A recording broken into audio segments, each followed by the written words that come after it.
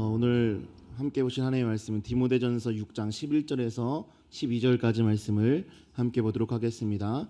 디모데전서 6장 11절에서 12절까지 말씀 우리 한 목소리로 한 절 한 절 함께 읽도록 하겠습니다. 시작. 오직 너 하나님의 사람아, 이것들을 피하고 의와 경건과 믿음과 사랑과 인내와 온유를 쫓으며 믿음의 선한 싸움을 싸우라. 영생을 취하라. 이를 위하여 내가 부르심을 입었고 많은 증인 앞에서 선한 증거를 증거하였도다. 아멘. 할렐루야. 우리 하나님께 먼저 영광의 박수 올려드립시다. 아멘. 아멘. 사실 주님을 찬양합니다. 오늘 말씀 제목은 피하고 쫓고 싸우고 취하라 라는 말씀 제목을 한번 갖고 와 봤는데, 뭘 피하고 뭘 쫓고 뭐 어떻게 싸우고 뭘 취할 것인지에 대해서 말씀을 함께 나누면서 함께 은혜를 나누고자 합니다. 예전에 그 교회 설립감사 예배 드리면서 우리 선교사님들이 축하 영상을 보내셨을 때에 그 튀르키예 선교사님께서 이런 말씀을 하셨어요. 우리는 이 세상에 천국 나그네라는 말을 한 적이 있습니다. 저는 참 그 말이 저에게 큰 행복으로 다가왔었습니다. 천국 나그네. 우리가 이 세상 가운데 살아가면서 있지만 우리는 하나님 나라를 본향으로 둔 천국 나그네로서의 삶을 살고 있는 사람 맞습니까? 아멘. 할렐루야. 아멘. 네, 오늘 많이 말씀을 또 읽고 또 많이 고백할 겁니다. 그래서 여러분 같이 함께 해주셔야 됩니다. 오늘 본문에 먼저 오직 너 하나님의 사람아 라고 말하면서 본문이 시작됩니다. 여기에 우리 이름을 한번 넣어봤으면 좋겠어요. 저기 땡땡 보이시죠? 자기 이름을 넣는 것입니다. 예. 제 이름이 너무 크게 나오면 안 되니까요. 예. 해주실 거죠? 예. 한번 고백했으면 좋겠습니다. 시작. 오직 너 하나님의 사람 태은아, 이것들을 피하고 의와 경건과 믿음과 사랑과 인내와 온유를 쫓으며 믿음의 선한 싸움을 싸우라. 영생을 취하라. 아멘.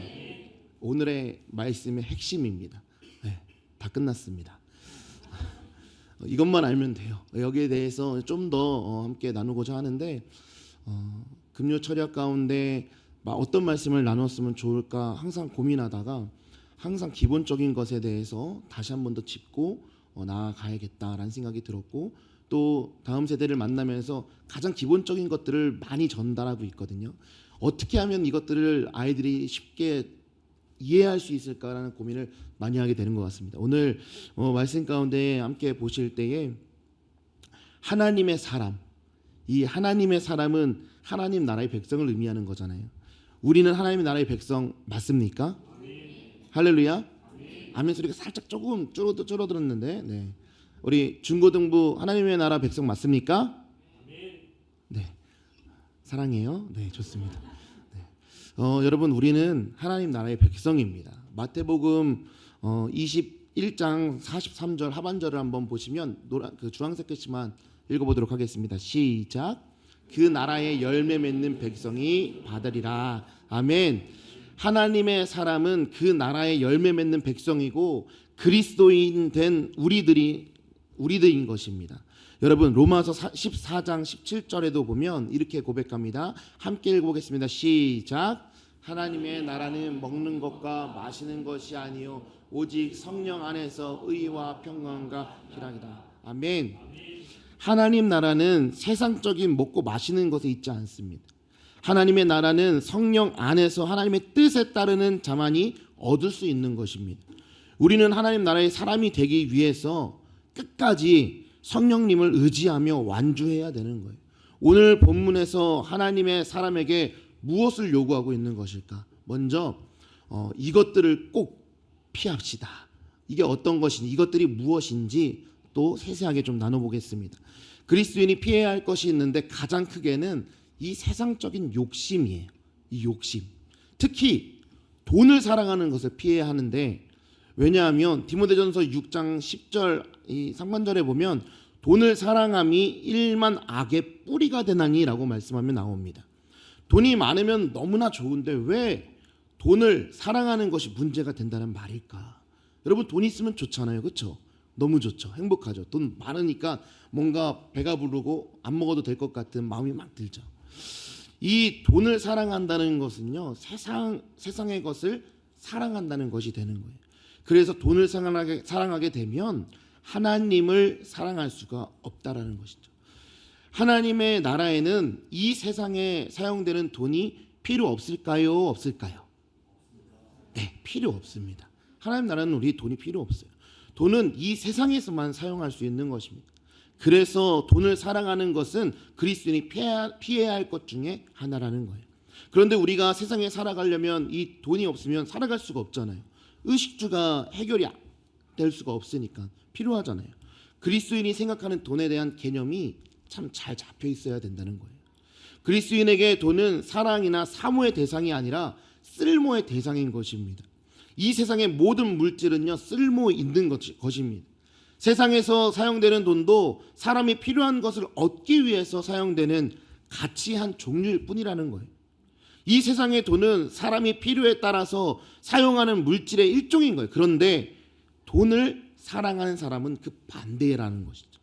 사람이 돈의 주인이 되어야 하는데 어떤 사람들은 돈의 노예가 된 경우도 있다는 것입니다. 돈을 사랑하는 것은 돈의 노예가 된 사람이라는 것입니다. 마태복음 6장 24절 상반절에 보면 우리 그 주황색 글씨만 한번 읽어보겠습니다. 시작. 한 사람이 두 주인을 섬기지 못할 것이니. 여러분, 그리스도인의 주인은 하나님이십니다. 믿으십니까? 그런데 돈을 사랑하고 돈을 사모하는 사람의 주인은 만몬인 것이에요. 마태복음 6장 24절에 그 빨간색 글씨 한번 읽어보겠습니다. 시작. 너희가 하나님과 재물을 겸하여 섬기지 못하라. 말씀에 나와 있잖아요. 돈을 사랑하는 사람은 만몬을 섬기는 자인 것입니다. 그래서 그리스도인은 돈을 사랑하는 것을 피해야 하는 것이에요. 마가복음 10장 23절도 한번 보도록 하겠습니다. 함께 읽어보겠습니다. 시작. 예수께서 불러주시고 제자들에게 이르시되 없다다. 아멘. 그러면 왜 예수님께서는 재물이 있는 자가 하나님 나라에 들어가기 어렵다고 하셨을까? 그 이유는요, 재물이 많은 사람은 대부분 재물의 노예가 되기 때문에 그런 것입니다. 그 무엇도 하나님보다 우선이 된다면 그것은 우상입니다. 그런데 우리가 엄청난 재물을 소유한 분도 계시겠지만 그냥 평범하게 그냥 있는데도 불구하고 우리의 삶을 돌아보면 하나님보다 재물이 우선되는 경우를 많이 본다는 거예요. 2019년도에 법률 소비자 연맹에서 대학생들 3,656명을 대상으로 질문을 했대요. 무슨 질문이었냐면, 당신의 통장에 10억을 바로 입금해 줄 테니 나 대신 죄를 뒤집어 쓰고 교도소에서 1년만 복역해 주시오 라는 질문을 했다고 합니다. 그런데 이 질문에 한국의 대학생 10명 중 5명이 넘는 인원이 돈을 받고 감옥에 가겠다라고 대답을 했다고 합니다. 무슨 죄인지도 모르고 10억이면 가겠다는 거예요. 물질이 많은 것을 가져다 주는 이 시대에 사는 우리 또한 마음속으로 1년 정도라면 나도 갈 수 있겠는데? 라고 생각하는 분이 계실지 모르겠습니다. 또 여기에 댓글에 이런 댓글이 달렸어요. 감사하게 다녀올 것 같아.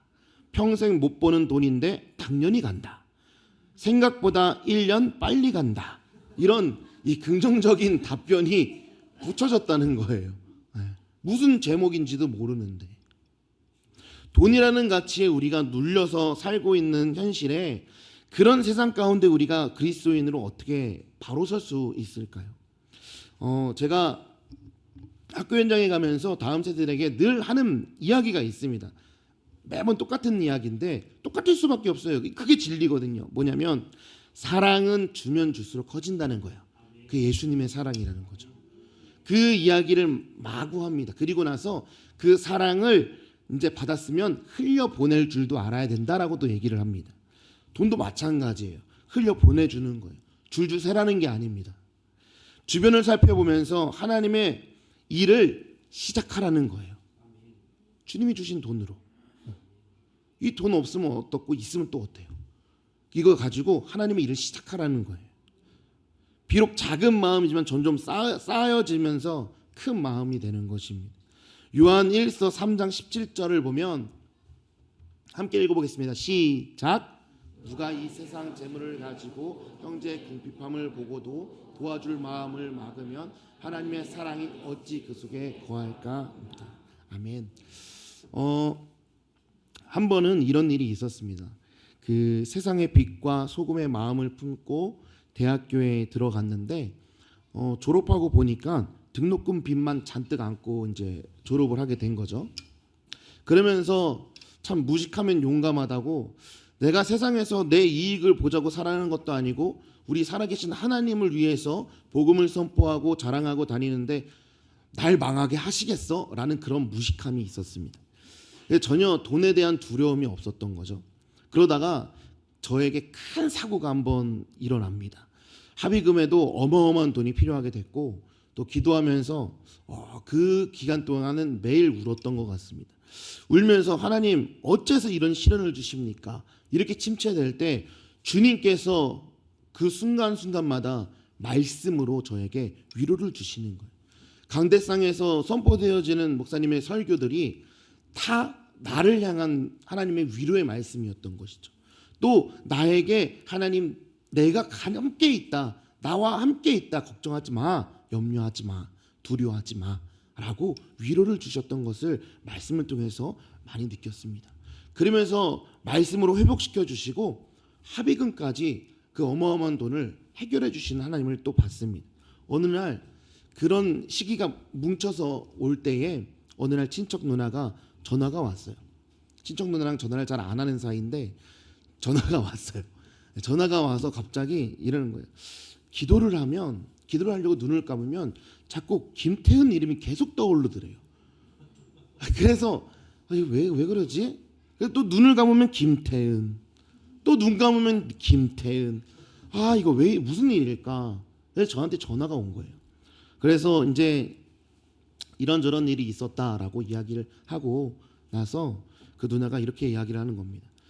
사실 본인이 개척교회 목사님을 도와주려고 11조를 이 몇 년 동안 계속 헌금으로 모아놨던 거예요. 그거를 주님께서 계속 네 이름을 생각나게 하셔가지고 너한테 전화하게 하셔가지고 이거를 너에게 주라는 것 같다라고 하셔서 저에게 그 돈을 다 주셨어요. 그리고 나서 이런 이야기를 하셨어요. 저랑 별로 나이 차이는 안 나는데 이런 이야기를 했습니다. 사역 열심히 하고 열심히 기도하고 힘내라고 한마디 하셨어요. 그날 이후로 대학교 등록금의 빚까지 모두 다 청산했습니다. 하나님은요, 여러분, 내 것이 1도 없는데 하나님께서는 하나님의 방법으로 해결해 주십니다. 믿으십니까? 사랑하는 여러분, 돈에 목숨 걸지 마시고 욕심내지 마시고 하나님의 일에 흘려보내십시오. 하나님께서 기억하십니다. 여러분, 또 그리스도인이 피해야 하는 것에 교만이 있습니다. 교만한 사람은요, 이 성경 말씀에 관심이 없어요. 다 알기 때문에. 그거 들어봤어.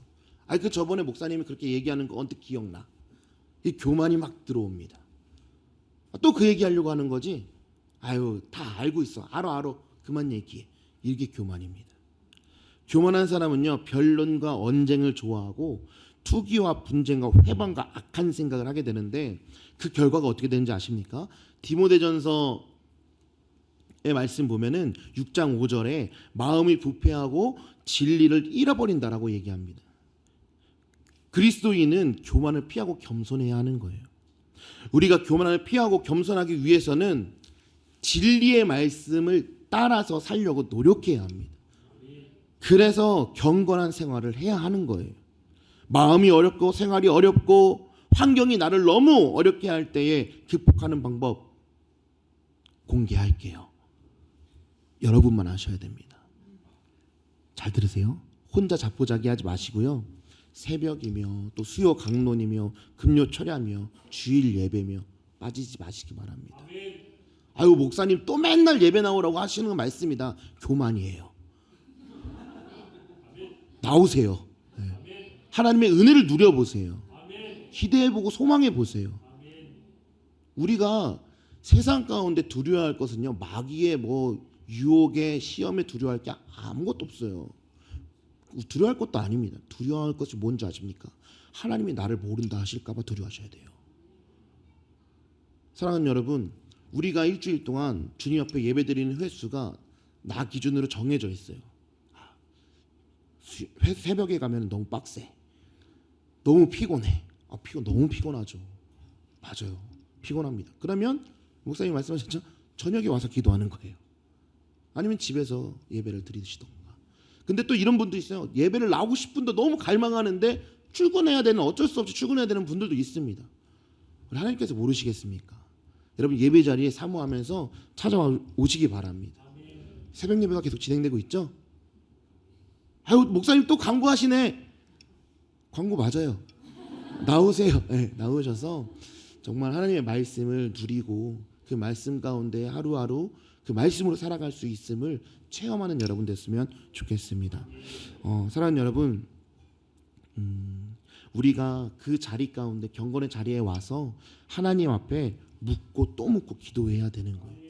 결국엔 나의 의를 내려놓고 주님께 나아올 때 주님께서 그 순간 역사하시는 것입니다.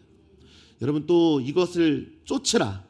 뭘 쫓으라는 거냐면 그리스도인이 쫓아야 할 6가지가 있어요. 6가지. 자, 먼저는 그리스도인은 의를 쫓아야 하는데 나의 의가 아닌 하나님의 의를 쫓아야 하는 것입니다. 우리 하나님은 의로우신 분이십니다. 믿으십니까? 우리 하나님을 올바르게 섬기는 자라면 의로우신 하나님을 따라서 살아가야 되는 거예요.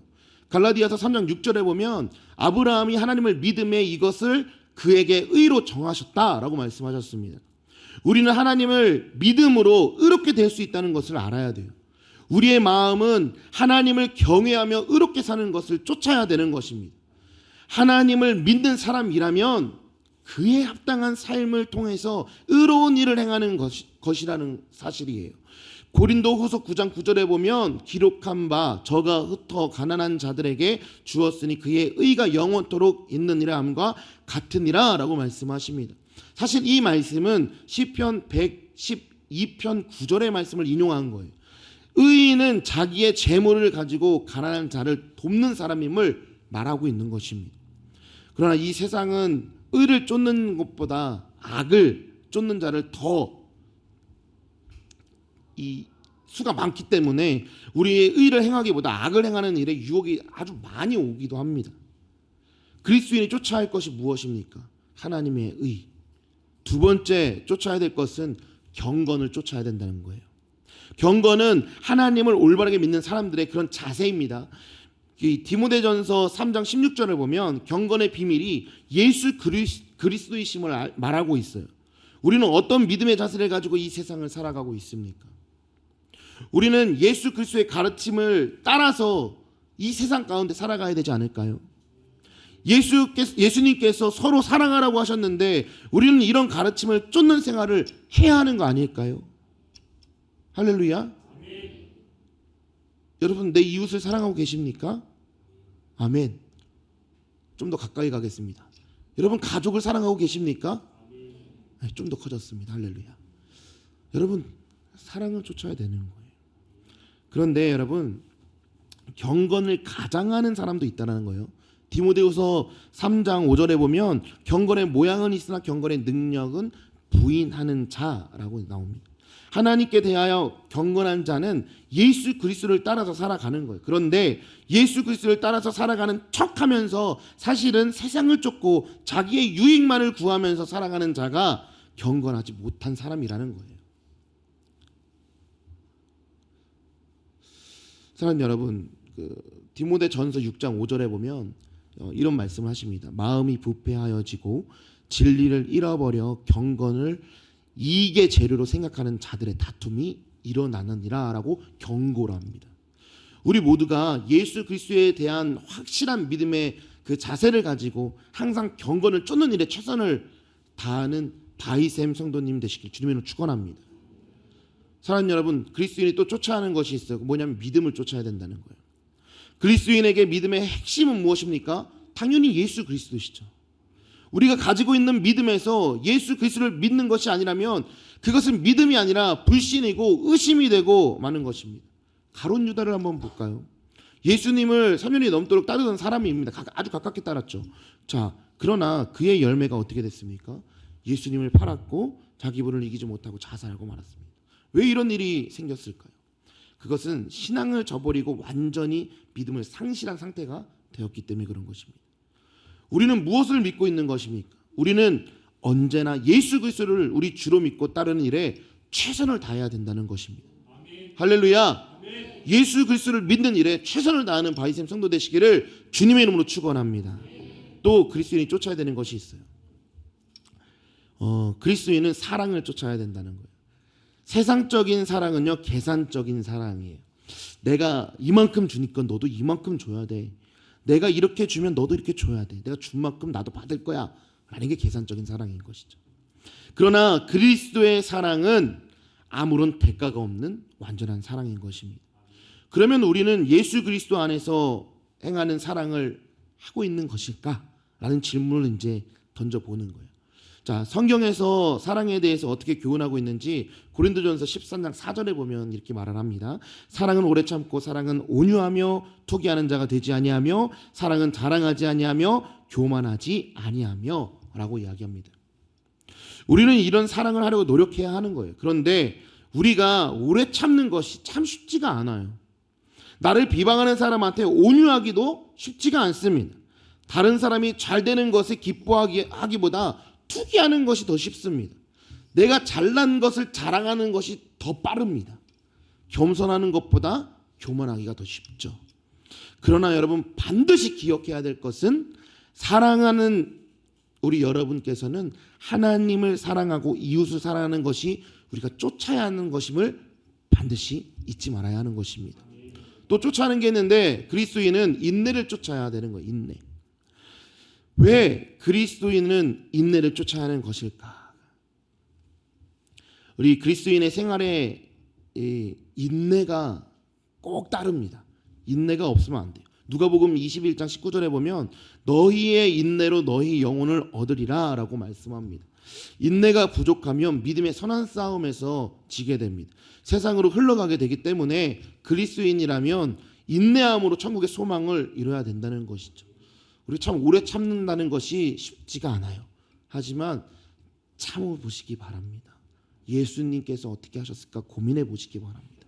예수님이 더 큰 고난 가운데 우리를 사랑하기 위해서 이 땅 가운데 오셨지 생각해 보시기 바랍니다. 자, 마지막으로 그리스도인이 쫓아야 하는 것, 온유함을 쫓아야 합니다. 우리가 온유를 쫓아야 하는 그 이유는 온유하지 못하면 여러분 포악해지기 때문에 그런 거예요. 이 세상은요 우리에게 포악하게 살기를 막 원해야 합니다. 그래야 죄악된 행동을 하고 범죄하기 때문에 그런 거예요.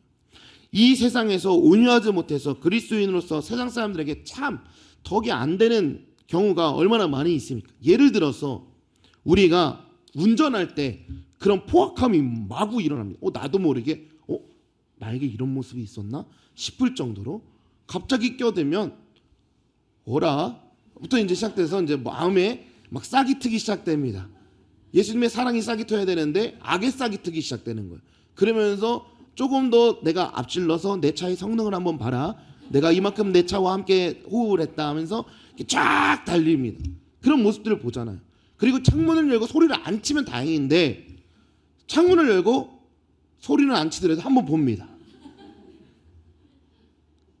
그리고 나서 깨닫게 되는 거죠. 이러면 안 되지. 그때 좀 진정되고 이제 갈 길 가는 거예요. 그 과정까지의 모습들을 보면 참 우리가 포악해지는 모습들의 모습을 간단한 예로 금방 알 수가 있죠. 우리 그리스도인들은요 온유함을 쫓아서 생활할 때 이 세상의 사람들이 우리 모습을 통해서 예수 그리스도의 모습을 발견해야 되는 거예요. 저 사람의 삶을 보니까 저 사람이 하는 행동을 보니까 어딜 다니길래 그런 거지? 일요일에 보니까 바이샘 교회라는 곳에서 나오네. 저기 뭔데 들어갔다 나오기만 하면 저렇게 기쁨이 넘치고 웃음이 끊이지 않고 왜 그런 것일까? 이런 궁금증을 줘야 되는 거예요. 근데 그런 궁금증이 아예 없는 거야. 아이고 너나 나나 똑같다. 욕하고 침뱉고 똑같다 너나 나 이러면 안 된다는 것이죠. 우리의 모습 가운데 이 온유함으로 예수 그리스도의 모습을 닮아가는 우리 바이세의 모든 성도님 되시기를 주님으로 축원합니다. 여러분 좀 더 남았습니다. 이제 싸워야 되거든요. 뭘 싸우냐? 믿음의 선한 싸움을 싸우라는 것입니다. 사랑하는 여러분, 그리스도인은 믿음의 소유자들입니다. 그러면 우리가 가지고 있는 믿음은 무엇일까? 라고 물어본다면 예수 그리스도 안에서 하나님이 주시는 구원을 얻는 것입니다 라고 말할 수 있을 것입니다. 디모데후서 1장 9절을 함께 읽어보도록 하겠습니다. 시작. 하나님이 우리를 구원하사 거룩하신 부르심은 주의 뜻이라. 오직 자기 뜻과 영원할 때 전부터 그리스도 예수 안에서 우리에게 주신 은혜다. 아멘. 우리는 하나님이 주시는 구원이 무엇인지를 깨닫는 사람입니까? 깨닫는 사람입니까? 할렐루야. 그렇다면 그리스도인은 구원에 대한 그 믿음을 지키면서 살아가야 하는 거예요. 그런데 이 세상에는요, 하나님의 선하신 뜻을 따르지 않는 사람들도 많이 있고, 또 이 세상의 신은 하나님의 선하신 뜻을 자기의 뜻대로 바꾸려고 합니다. 그래서 이 세상의 공중 권세 잡은 자는 세상의 사람들을 여러 가지 것으로 유혹하고 있다는 거예요. 억눌린 여성을 해방시키겠다는 명분을 가지고 일하지만 결과적으로는 자기의 유익을 구하는 자가 있습니다. 독재를 무너뜨리고 자유를 얻겠다는 명분을 가지고 일하는 사람의 결과가 자기의 유익을 구하는 거예요. 복음을 전하겠다고 일한 결과가 자기 유익만 얻는 것입니다. 이 세상에 많은 이유와 정당성을 가지고 무엇을 하고 있지만 결과적으로 자기 욕심을 채우는 것이라면 그것은 우상을 섬기는 것입니다. 믿음의 선한 싸움을 하는 그 이유와 결과가 자기의 욕심을 채우기 위한 것이고 자기의 탐심이 원인이 돼서 여러 가지 선하고 의로운 것들을 내세우는 것이라면 이것은 악한 것이고 죄가 될 뿐입니다. 고린도전서 3장 18절 상반절에 보면 아무도 자기를 속이지 말라라고 경고하고 있습니다.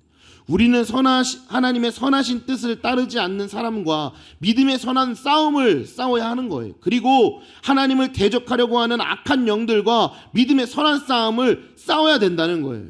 데살로니가전서 2장 2절을 한번 읽어보겠습니다. 시작.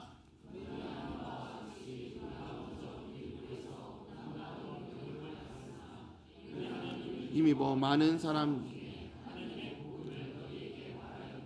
아멘. 이것은 복음을 전하는 과정에서 세상의 사람들과의 사이에서 믿음의 선한 싸움을 했던 것을 말하고 있는 거예요. 그리스도인은 하나님을 향한 믿음을 지키기 위해서 고난을 받기도 합니다. 사도 바울은요, 그리스도인들이 믿음을 위하여 고난을 받게 될 것이라고 빌립보서 1장 29절에 분명하게 말하고 있어요. 그런데 왜 그리스도인은 주님을 믿는다는 그 이유로 세상에서 고난을 받게 되는 것일까? 억울하잖아요. 자, 여러분, 세상의 악한 자들이나 이 악한 세력들은 그리스도를 믿는 것에 대해서 반대하기 때문에 그런 거예요. 우리가 시험 가운데 있다, 고난 가운데 있다, 반대의 의미로 생각하십시오. 내가 하나님 앞에 잘 가고 있구나. 이 악한 사탄이 하나님께 바로 가고 있는 나를 급하게 슬라이딩으로 태클을 걸려고 하는구나. 그리고 나서 더 기도하십시오. 하나님께 더 가까이 가십시오. 주님을 붙들기 바랍니다. 주님께 붙들림 받은 자 되기를 원합니다. 사랑하는 여러분, 사도 바울이 세상으로부터 받았던 그 반대는 초대교회 그리스도인들도 받았고 현재의 그리스도인이나 미래인 그리스도인도 받아야 하는 거예요. 그래서 그리스도인은 세상의 반대자나 반대 세력과의 한판 승부를 펼칠 수밖에 없다라는 것입니다. 여러분, 그리스도인이 해야 되는 싸움이 무슨 싸움입니까? 킥복싱입니까? UFC입니까? 아니죠. 에베소서 6장 12절을 한번 보도록 하겠습니다. 시작.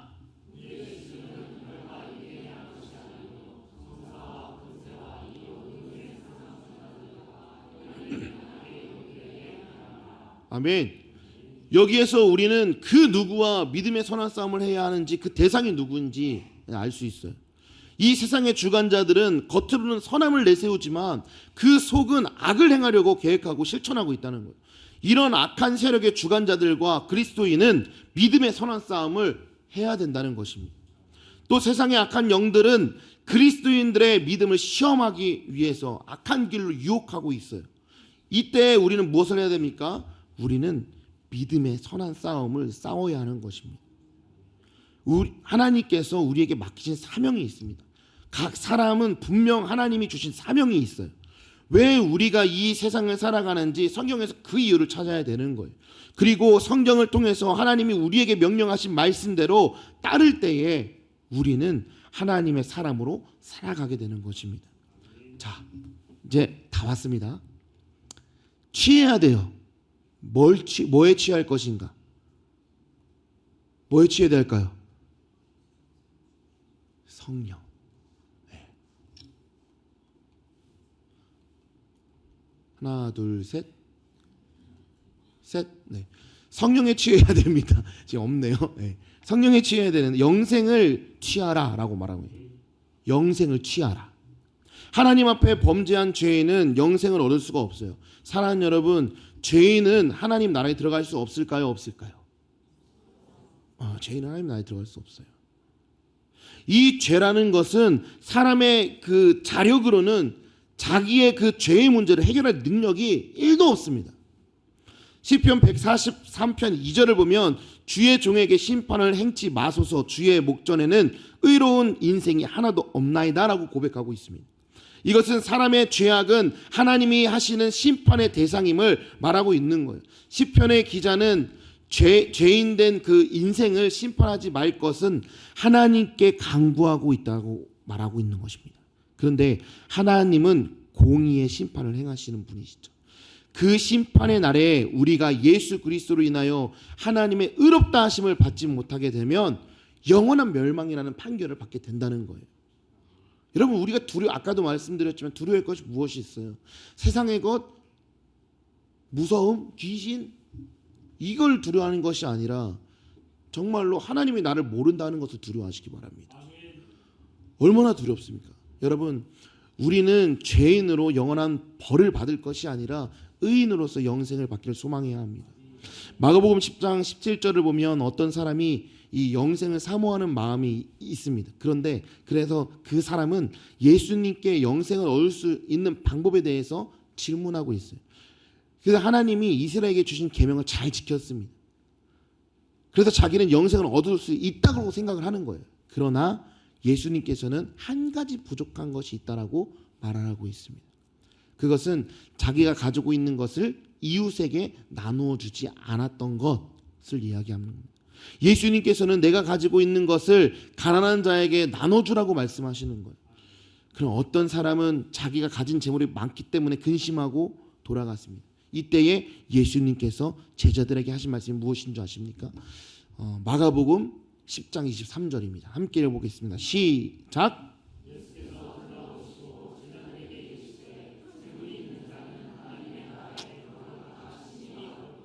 아멘. 이 재물을 가지지 말라는 말이 아니에요. 재물을 하나님의 뜻에 따라서 얻고 사용하라는 것입니다. 이 세상에 뜻이 있는 자는 재물을 얻기 위해서 악을 행하는 것을 죄로 여기지 않습니다. 그러나 하나님 나라의 소망에 있는 자는 재물을 얻는 것도 재물을 쓰는 것도 하나님의 뜻을 따르는 것입니다. 성경은 이 세상에서 가장 귀한 것 중에 하나인 재물이 영생을 얻는 일에 아무런 필요가 없음을 가르치고 있어요. 그러나 세상에 많은 사람들이요, 자기 재물을 많이 가지고 있으면 영생을 얻을 수 있을 거라고 착각하면서 살아갑니다. 사랑하는 여러분, 그러나 재물이 너무 많은 사람들은 그 재물에 소망을 두기 때문에 하나님이 주시는 영생을 얻을 수가 없는 거예요.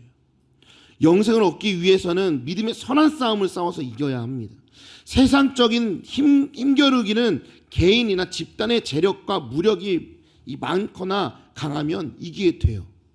그러나 하나님 나라에 가기 위한 싸움은 세상의 그 무엇이 아니라 영적인 것만으로 가능하다는 것을 여러분 깨달으셔야 됩니다. 하나님이 주시는 영생을 취하려면 그 누구도 믿음의 선한 싸움에서 이겨야 하는 거예요. 세상의 그 어떤 것으로도 영생을 취할 수가 없는 것입니다. 무엇으로 영생을 얻어야 하는 것입니까? 그리스도 안에서 올바른 믿음을 가지고 세상을 살아갈 때에 가능한 것입니다. 그리스도인은 하나님이 우리에게 주시는 진리를 따라서 살아갈 때에 하나님이 주시는 영원한 생명을 얻게 되는 것입니다. 사랑하는 여러분, 말씀을 마치겠습니다. 우리는 무엇 때문에 하나님의 부르심을 받은 것일까요? 데살로니가전서 4장 7절에 보니까 이렇게 말합니다. 하나님이 우리를 부르심은 부정케 하심이 아니요 거룩케 하심이니. 할렐루야. 하나님의 사람은 악한 세상으로부터 구별된 삶을 살아가는 사람입니다. 하나님의 사람은 비록 세상의 사람들과 함께 살아가지만 그 소속은 하나님의 나라인 거예요. 하나님은 우리들로 하여금 예수 그리스도의 가르침을 쫓아 살라고 말씀하십니다. 그리스도인은 하나님의 부르심을 쫓아서 살아가야 하는 거예요. 우리는 예수 그리스도라는 통로를 통해서만 하나님께 나아갈 수 있다는 그 사실을 증거하면서 우리 삶 가운데 살아가야 되는 것입니다. 구약의 선지자들도 한번 보세요. 여러분 잘 아시잖아요. 그들은요 손가락질 당하고 매를 맞고 죽임을 당하면서도 하나님이 이스라엘에게 하신 말씀을 증거했습니다. 마찬가지예요. 하나님의 사람은 하나님의 말씀을 증거해야 하는 것입니다. 그 복음을 선포해야 하는 것입니다. 하나님과 예수 그리스도를 세상의 사람들에게 증거하는 것은 우리의 의무이고 사명이라는 것을 여러분 분명히 기억하시기 바랍니다. 모든 그리스도인들은 하나님과 그리스도의 영광을 위하여 자기가 해야 할 일이 무엇인지 깨닫고 믿음의 선한 싸움을 할 때에 하나님의 사람으로서 떳떳할 수가 있는 것입니다. 여러분, 우리 하나님께서 우리와 함께 하십니다. 믿으십니까? 이 세상과의 싸움은 내 힘으로는, 나의 능력으로, 나의 재능으로 이겨낼 수가 없습니다. 하지만 주님과 함께하는 자는 이깁니다. 주님이 함께 하시기 때문에 이기는 것입니다. 여러분, 우리 믿음의 고백대로 우리 살아갈 때에 주님 나와 함께 하여 주시옵소서, 주님의 부르심을 잊지 않게 하여 주시옵소서, 우리 고백하시면서 살아가는 우리 바이스의 모든 성도님 되시기를 주님의 이름으로 축원합니다. 우리 함께 찬양하겠습니다.